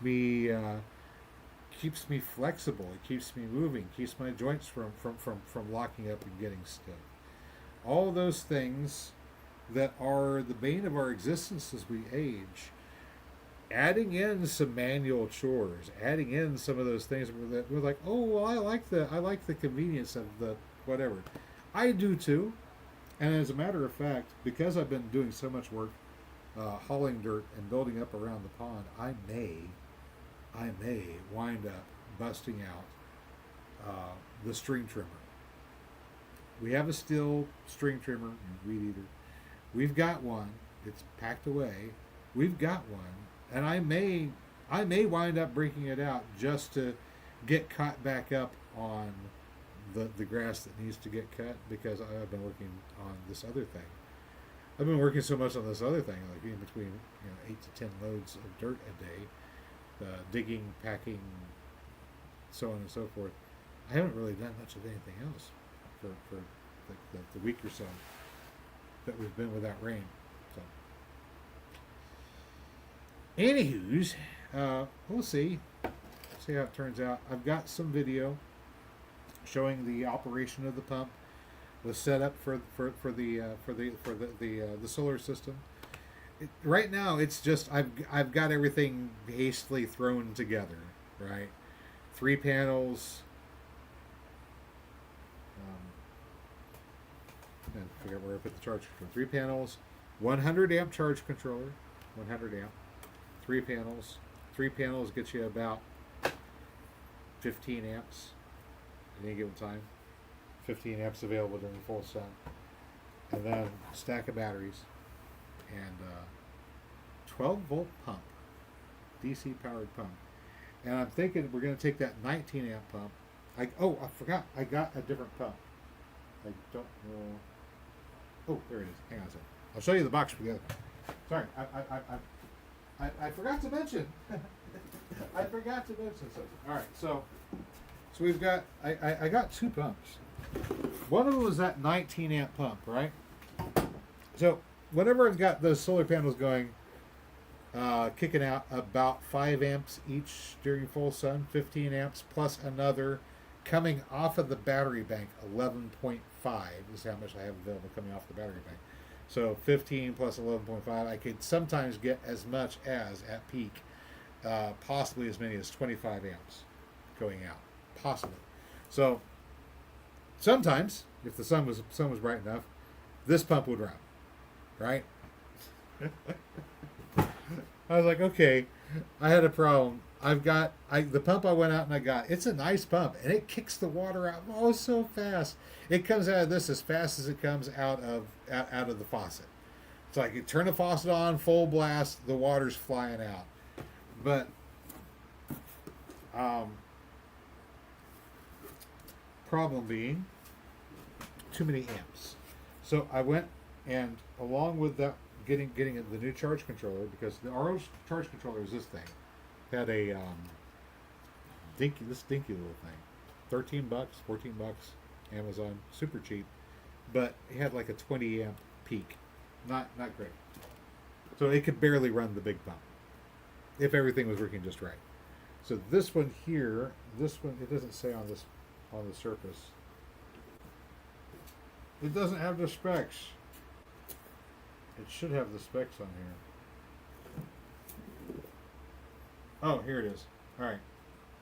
So this one is 5 gallon per minute. It almost as fast. Almost as fast, right? Almost as fast. Uses 12 volts. Kicks out 4 gallons per minute. About 45 pounds per square inch. So a little bit less than the 19 amp pump. But by golly, this booger only pulls 4 amps. So a lot more efficient for the amount of power that it draws. A lot more efficient. So this other one's got was it 60 psi. So the pounds per square inch is going to be head pressure that kicks out, right? This one's got a little bit less psi, but uses a lot less power. All right. What we're thinking about doing is taking our 19 amp pump, which at the moment I'm using to just put some odds and ends in. This is the box has been hijacked for putting electrical supplies in. So because this one has a little bit higher psi, 41 bars of pressure, we're thinking about once we've got more amps to pull upon from our battery bank, we're thinking about converting this one to a pump that we use to pick up from our sand spike. Before I mentioned earlier, yeah, this is double positive. Earlier I mentioned that sand spike isn't very deep. There's a lot of sediment, so it's going to have a mesh pickup filter and probably a filtration unit on the line going in, which means it needs to have a bit more oomph, more bars of pressure that's pulling than the other pump. Now, since it doesn't have to pull it very far, maybe about 8-9 foot, this one might actually be acceptable with the extra filtration on it to move water from our sand spike, from our well, to say the duck pond or to another storage tank. And we've got some storage tanks there. Actually got one big storage tank. It's like 150 gallons. We're thinking about what we're going to do for auxiliary water, because our duck pond holds about 500 gallons. That's fine, but you don't want to drink that, right? Don't want to drink that water. We could pull water up out of the well. We could filter it and have it standing by, ready to say run through, and you'd still probably want to do some sanitation, boil it or what have you, before you drink it, turn it into potable water. But it would be acceptable to drink if it had been in the duck pond first.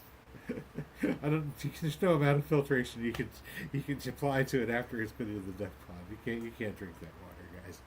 But it's great for fertilizing, right? So we have a certain amount of water is going to be used for fertilizing. It's going to go to the duck pond. That's going to go out to the garden. That's great. But we want to be able to store some potable water too. We've got 150 gallon tank right now. The big issue is what the heck are we going to do with it? Previously, I had it underneath the carport where it could be sheltered. It wasn't going to get messed up by anything. Wasn't really great for temperature, but I wasn't using it in the winter. I was thinking it's someplace where we can pump water to and store it in the summer, maybe, right? That was the thinking. Now I'm thinking, I need to be able to store a lot more water. Where am I going to store it all? And the thought occurred to me, I've been thinking about building this box wall. I've been talking about this for a long time. I've been gaining the skills while I'm building the retaining wall for the duck pond. I've been gaining the skills that I'm going to need to build that box wall. Because the retaining wall for the duck pond is being made out of concrete blocks. And I'm learning how to go about setting T-posts down through the blocks, arranging the blocks, leveling them, and then putting in additional reinforcement like rebar, and then anchoring that by ramming earth in between the blocks so that we lock everything in tightly and the wall can't shift or move. So that's part of what I've been doing with also preparing the duck pond. Once again, got some of this on video, so a lot of it's repetitive. So it's just going to be, I'm going to have to edit out a lot of material, lots and lots of it. It gives you about 5-10 minutes of here's what it is, and that's what it is. Just wash, rinse, repeat for 40-50 hours a week. We're slowly building up this new duck pond retaining wall with cement blocks, getting the skill, like I said, with building up a wall with the cement blocks, that eventually I'll be able to build this wall with cement blocks. I've calculated the cost. It's crazy. In order to get the wall as high as I want it for the outer perimeter, the outside edge wall, it would take 7 blocks. That's 56 inches up. 7 blocks. 7 blocks on each side. So to get 7 blocks high on each side, it's actually 14 blocks. Blocks are about $3.50 a piece now. So you're going to need $5 worth of rebar for 16 inches. So you'll have, for every block, essentially, you'll have one piece of rebar going all the way through, plus down into the ground deep enough to really anchor that wall so it's not going anywhere. About $5 worth of rebar. And then 7 times 7, $50 essentially worth of cement blocks. So $55 plus gas, time hauling them, etc. $60 for every 16 inches of this box wall. Then we're going to have to fill it with something. Now I had planned on, we're going to fill it with dirt, and we're going to fill it with rubble from all the waste concrete and stuff like that. Just chunks of concrete from previous construction projects that kind of busted up and set to the side. I haven't thrown it away in the dumpster yet. I was like, I can use that for fill. It's just decent rubber fill. We'll use that. Ancestors way back in the day, they used to flatten the old city and build a new one on top of it. Well, okay, we're going to do the same thing. We'll just take some of this rubber and we'll put it into the wall. But as I've been building up the pond, I've come to a realization. Whenever you're digging out pathways 3 foot wide, 2 foot deep, you can get a lot of dirt. You can get a lot, and it's mostly sand. Mostly sand. There's a little bit of clay, tiny little bit of organic matter in there. You can get a considerable amount. But I don't think I'm going to have enough to completely fill a box wall running the whole perimeter with just dirt from walkways. I don't think there's going to be enough. So, how about this for an idea? When I'm building these box walls, when I get around to it, I'm already like, this is going to be, it's going to be some bucks, right? $60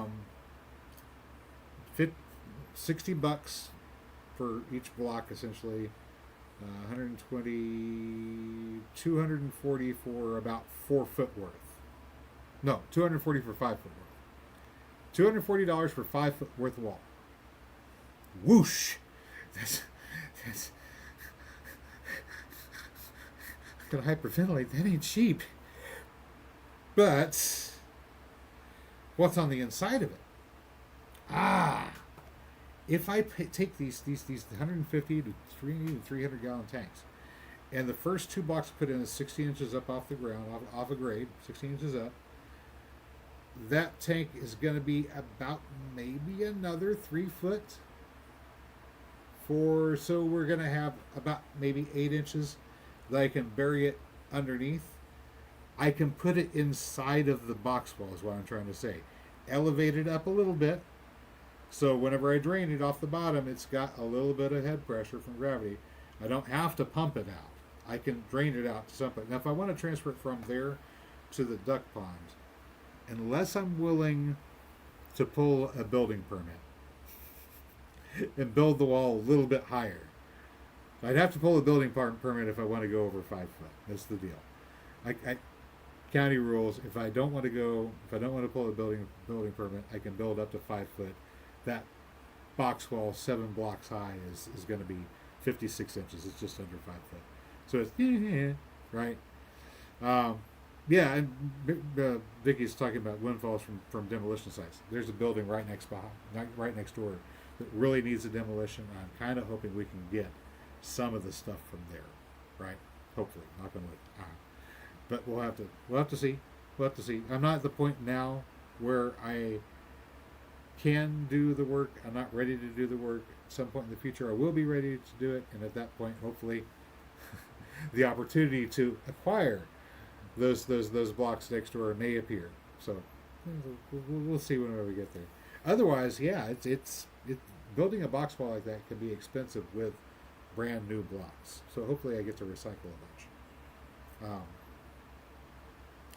But the problem is, what do I fill with? And I realized, you know what? I can go in, I can fill in about 16 inches, make a stable floor, put the tank in, go ahead and hook up all the connections that need to be hooked up so it has inflow, outflow, etc. And then finish burying that tank. Cap it off, move on, put in the next one. Cap it off, move on, put in the next one. And just put in a series of tanks embedded inside that wall. And so whenever I run a first flush diverter or whatever else it is off of the greenhouse roof, off of the chicken or duck hut, not chicken hut, the duck hut roof, put guttering up on that too. We can divert that water to those tanks and store them, boom, boom, boom, boom, boom, all across that wall. So that's all. The wall is now all freshwater storage. It's thermal battery. It's freshwater storage. It's security, keeping people out. And I can still plant thorny things up on the top of it.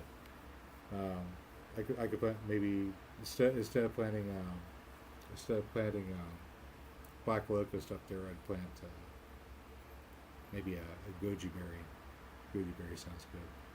Those root systems don't seem to be overly aggressive. They could probably get themselves worked around that tank inside of the wall, be perfectly happy up there, and then somebody wants to climb up there. Oh, wait a minute, there's a thorny bush on the top of this wall. I don't want to try climbing through here. So you have your box wall, it's security, it's thermal battery. It can hold water too. I was wondering where would we have a place where we can store all of the water? Cisterns in ground, problematic. You got to dig down to put them in there. You got to pump all the water out. If you want to have water elevated, you got to have some way to keep it from freezing solid, which means either you got to have heaters or you got to have a lot of insulation.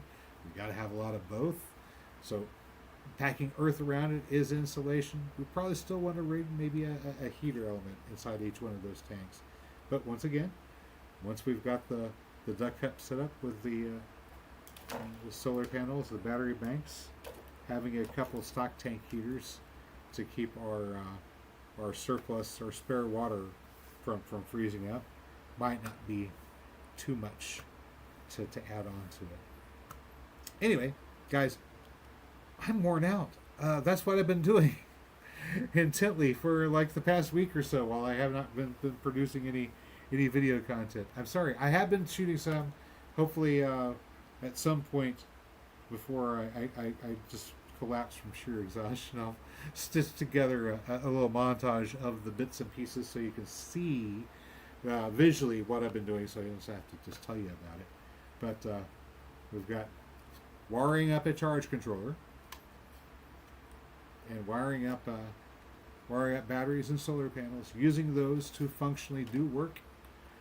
And then later on, as things progress, I'm going to go through all of that over again as we move the batteries and the panels to a more permanent position. So I might show you some of that. Probably what I'm just going to show you is, here's the pump, here's the panels, we're moving the water out. Blah. On to the next thing. Is probably what I'll wind up showing. And then I'll get into more detail about how the system's set up and everything later on whenever I do it with a more permanent setup. Anyway, guys, I've been for almost 2 hours. Thank you so much for joining me tonight. I know I haven't been putting out a lot of content here lately. That's probably going to change, hopefully. I was a little bummed earlier this month because we had the storms come through and all of the corn was flattened, and I wasn't sure if it was even gonna stand back up or not, and if we were gonna have any. But as of today, I looked out there, and not all of it, but a fair amount of it is back up and back into being productive again. So we might wind up having some corn after all. But in any case, there's been bits that I've shot a video that I haven't wanted I haven't wanted to publish. It's like I want to show you beautiful corn, and it's not beautiful corn. It's storm ravaged mess. Storm ravaged, overgrown mess is what it is at the moment. But we'll probably have some pretty ears to show here in about another month, probably. This is June 25th. The cold spring set us back, so I don't know if I'm going to have enough time to get 2 crops of corn out this year. I think I'm just going to let it grow and mature as it matures, and then pull the ears off as they mature, instead of doing what I usually do, which is like wait for one day and then harvest it all. And whenever I do that, some of it is not fully mature yet. So I think I'm just going to let it mature, and then as the husks brown, I'll pull the ears and then harvest them as they come. And then it's just going to be one harvest this year instead of 2. But we just didn't have enough.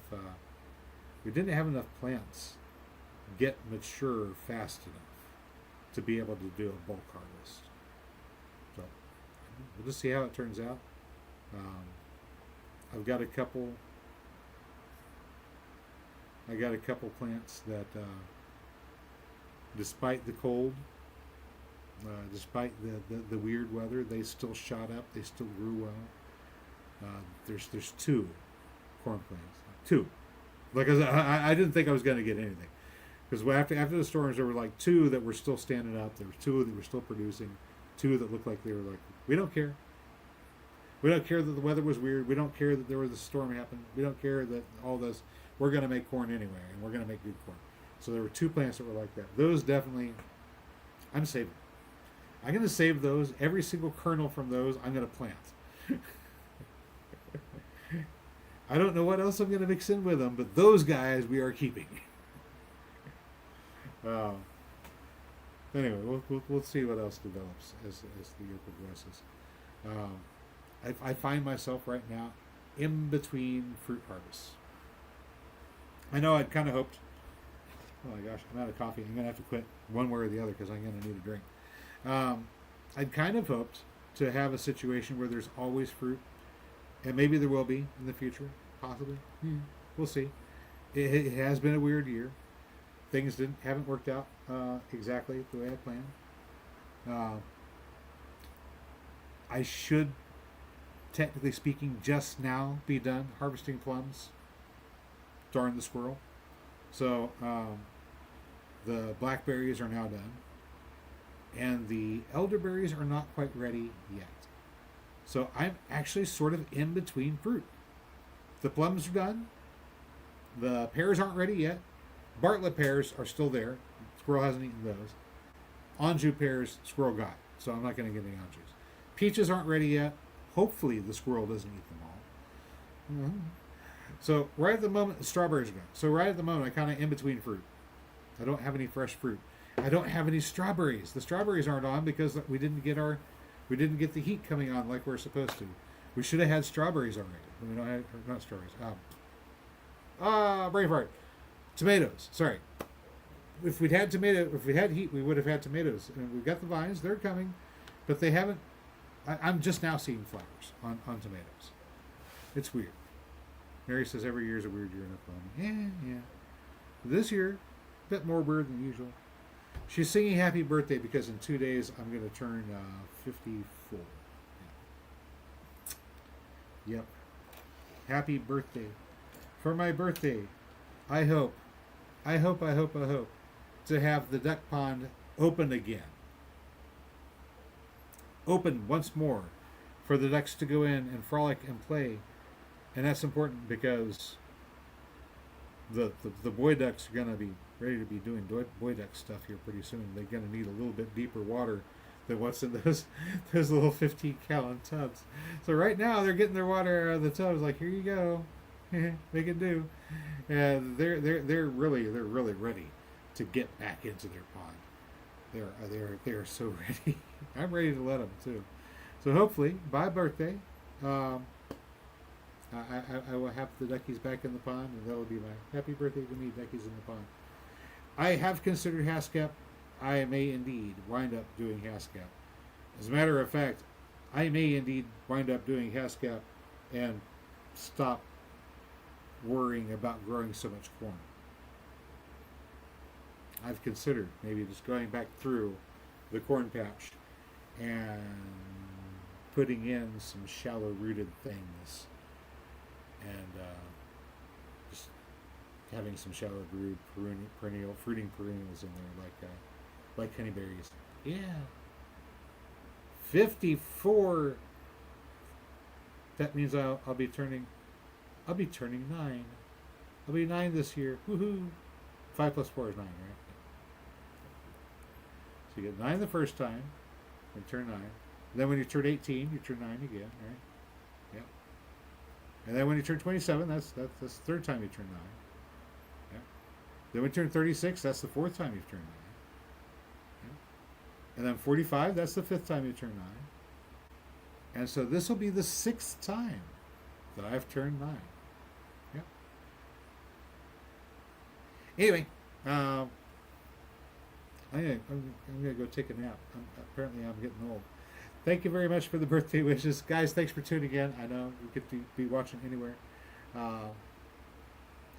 I've got a couple more days of work left, and after that I'll probably get started editing some stuff and get you a video out. So don't expect a video Monday, Tuesday. Let's see, today is Wednesday, right?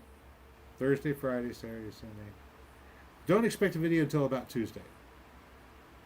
Like if I go really good, if I don't run into any snags, if it doesn't rain on me, if no weird events occur, I think another day of digging, and then a day of hauling wood chips, and then I'll have the ducks back in their habitat. And I'm gonna have to do a lot more wood chip hauling. I expanded our walkways quite a bit, so we'll get those, and then probably around maybe Tuesday, Wednesday, I can start getting the video thrown together. So yeah, probably sometime next week I'll have a video, an actual video. Yeah. Hopefully. And yeah, Mary says, it just makes work for himself. Mm-hmm. Yeah. I mean, I could either be growing a garden or I could be mowing a lawn, and I decided I don't want to mow a lawn. I'd rather have a garden. So there we are. Anyway, guys, good night. Thank you very much for watching. Mary, remember to keep it between the ditches. Watch out for those crazy people. They're still out there. And guys, I will see you sometime next week. Goodbye.